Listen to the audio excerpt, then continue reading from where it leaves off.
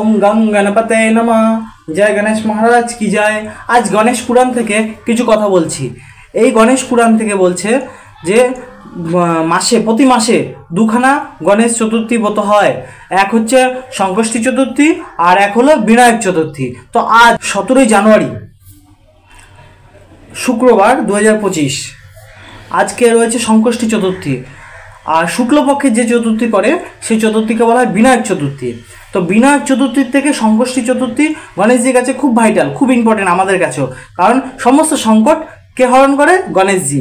তো এটাকেও মনে করবেন না যে কৃষ্ণ ভক্ত হলে বা শিব ভক্ত হলে গণেশজির পুজো করা যায় না বা পুজো করতে নেই। অনেকে বলে যে আমি কৃষ্ণ ভজন করলে আর কি দরকার কোন দেবদেবী পুজো করা, এরকম অনেকে বলে। কিন্তু আমি কিছু উদাহরণ দিয়েও বলছি। দেখুন, কৃষ্ণ ভক্ত হলেও গণেশজি পুজো করা যায়, শিব ভক্ত হলেও গণেশজি পুজো করা যায়।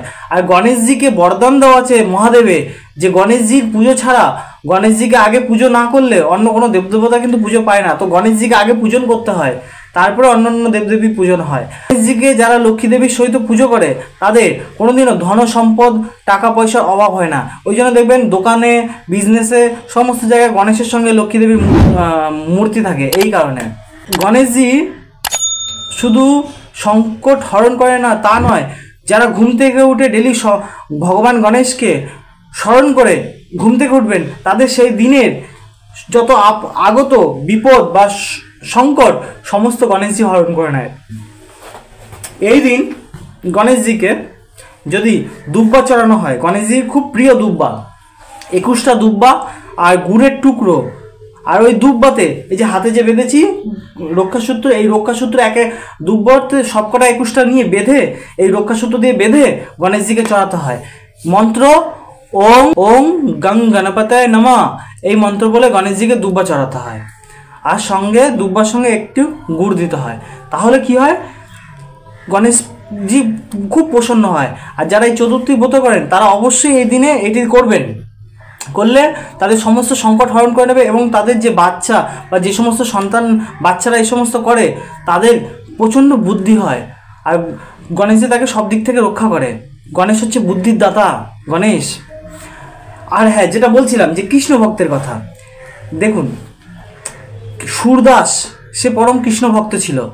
সেই সুরদাস সে পর্যন্ত গণেশকে মানত, পুজো করতো। কেরকম তার শ্লোক লেখা আছে, এই যে আমরা যে গাই না, গান করি যে জয় গণেশ জয় গণেশ জয় গণেশ দেবা মাতা জাগি পার্বতী পিতা মহাদেবা, এই গানটা স্বয়ং সুরদাসজির লেখা।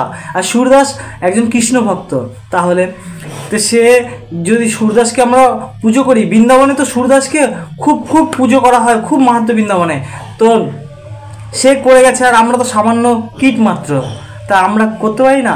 বাড়িতে হাজার হাজার দেবতা রাখার দরকার নেই, পঞ্চদেবতা রাখলেই যথেষ্ট। পঞ্চদেবতার মধ্যে গণেশ, শিব, দুর্গা, ভগবান বিষ্ণু আর সূর্যনারায়ণ, এই হলো পঞ্চদেবতা। এই পঞ্চদেবতাকে পুজো করলে সমস্ত দেবদেবী পুজো পেয়ে যায়। ঠিক আছে, তো এই পঞ্চদেবতার মধ্যে গণেশজি একজন আছে। তো আজকে আপনাদের সংকষ্টি চতুর্থী ব্রত ভালো যাক। গণেশ পুরাণ থেকে আজ সংকষ্টি চতুর্থীর কিছু কথা বলা হলো। আপনাদের যদি ভালো লাগে চ্যানেলটিকে লাইক আর সাবস্ক্রাইব করবেন ভবিষ্যতে এই ধরনের ভিডিও পাওয়ার জন্য। ধন্যবাদ। জয় গণেশ, জয় জয় শ্রী রাধে।